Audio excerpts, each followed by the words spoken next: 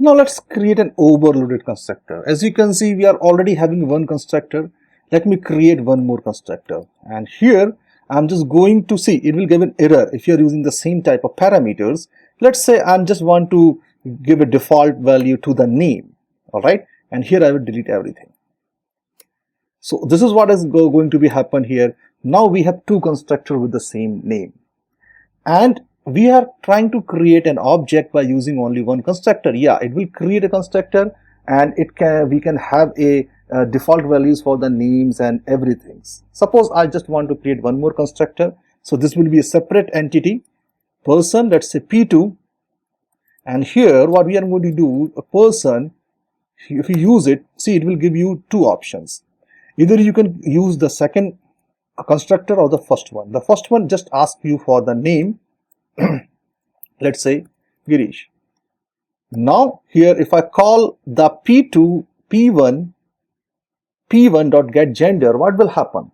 We have created a constructor that can initialize a it will create an object and can be we are just initializing the value of the name instance variable, but we haven't initialized the instance values of the other instance variable available in the person class. So what happens if I try to access the getGender?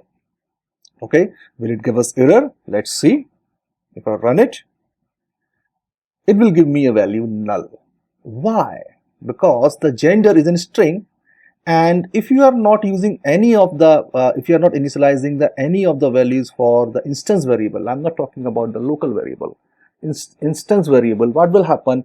It will be initialized to the default value. So for the string it is null, int it is 0, double it is 0.0, for the boolean it is false. Just check it out here. See what happened if I try to fetch the age like this, and when I run it, let's see what is the value. It says 0.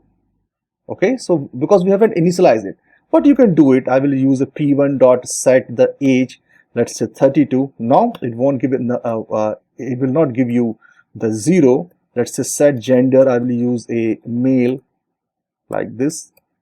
And if I use p1 dot the set name is already given, but I am changing it. So the name from Girish, I will use John.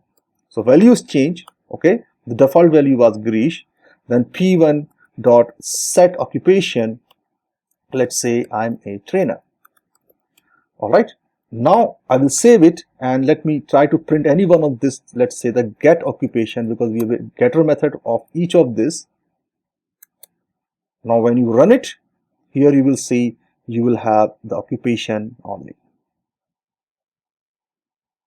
So this is about the overloaded constructor. In the next lesson we will talk about the overloading of methods.